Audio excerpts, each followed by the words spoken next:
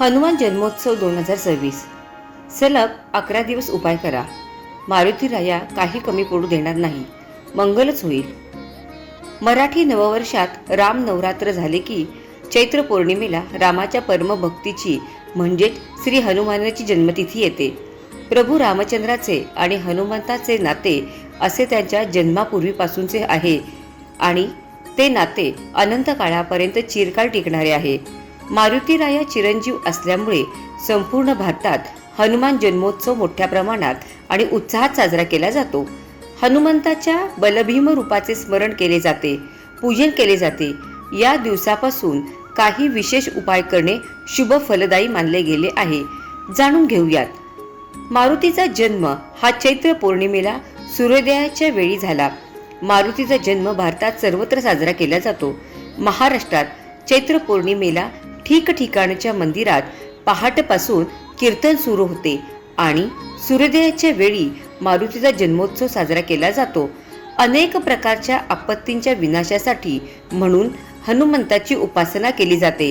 बलोपासना वाढवण्यासाठी, शरीर दुष्टपुष्ट आणि चपळ होण्यासाठी मारुतीची उपासना आवश्यक असले म्हटले जाते. सामर्थ्याची उपासना आणि उपासनाचे सामर्थ्य याची गरज कलयुगात महत्त्वाची मानली गेली. बलभीम मारुतीचे वैशिष्ट्य काय?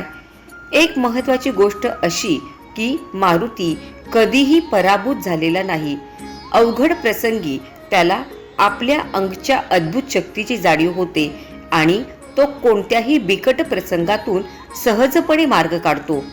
मारुती राया काही कमी पडू देणार नाही, मंगलच होईल.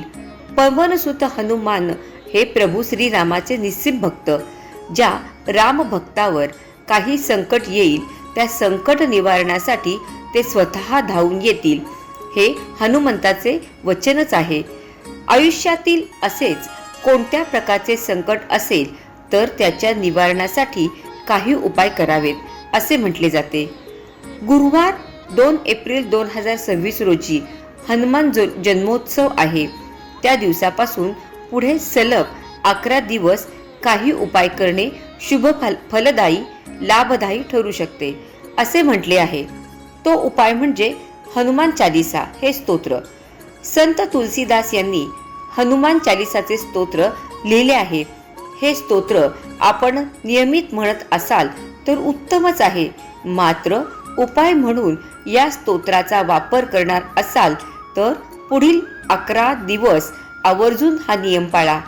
हनुमान चालीसा ही केवळ मारुती रायाची उपासना नाही तर हे इच्छापूर्ती आणि संकट निवारण स्तोत्र आहे. जर तुम्ही देखील इच्छापूर्तीसाठी हे स्तोत्र म्हणण्याचा विचार करत असाल तर त्यासाठी पुढील नियमांचे पालन करा. आपली इच्छा मनोमन हनुमंताला सांगावी. दुसऱ्याबद्दल वाईट चिंतन असल्यास ती इच्छा पूर्ण होत नाही. स्वउत्कर्षाच्या हेतूने इच्छा प्रकट करावी. हा उपक्रम ब्रह्ममुहूर्तावर पार पाडावयाचा असतो. म्हणून पहाटे 4 ते 6 दरम्यान उठून स्नान करून स्वच्छ जागा निवडावी. हनुमंताची मूर्ती किंवा प्रतिमा मांडून त्याला फुलं वाहावीत आणि गुळ खोबऱ्याचा नैवेद्य दाखवावा.